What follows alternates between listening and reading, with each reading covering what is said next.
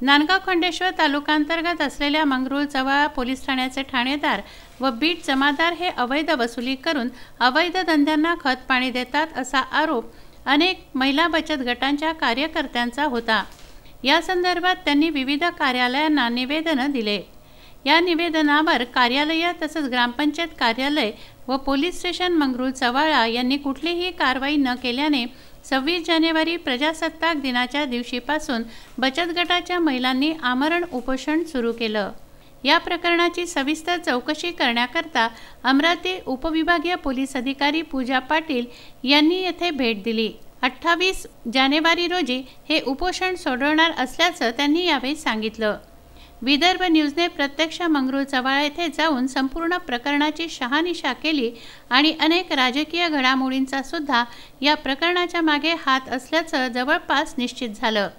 मात्र आंदोलनाचा घेतलेला पवित्रा आणि उपोषणाचा पवित्रा याने संपूर्ण मंगरुळ चव्हाळा शहरामध्ये नव्हे तर आजूबाजूच्या खेड्यांमध्ये सुद्धा कमालीचं गांभीर्य निर्माण झालं।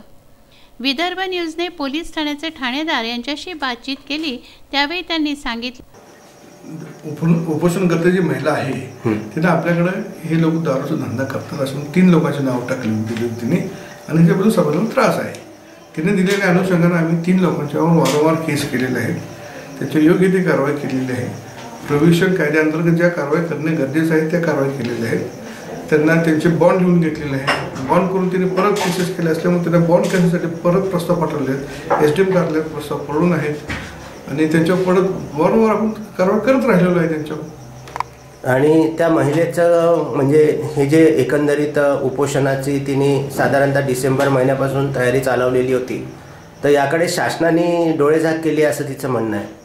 कसं आहे, सर्वसामान्य बघितलं तर माणसांना की पोलीस डिपार्टमेंटचं हे काम आहे असं समजतं, पण दारू उत्पादन शुल्काचा विभाग जो आहे तो बहुतेक बऱ्याच लोकांना त्याचं काही कल्पना नसते। दारूच्या केसेस करणे हे प्रथमदर्शनी एक्साइज डिपार्टमेंट असतं आणि पोलीस डिपार्टमेंट सपोर्टिंग आहे। त्या पब्लिकला असं वाटतं की पोलिसांनी सगळं करायला पाहिजे, पण पोलीस असं काही बॉन्ड घेणे किंवा हे काम पोलिसांचं नाही आहे।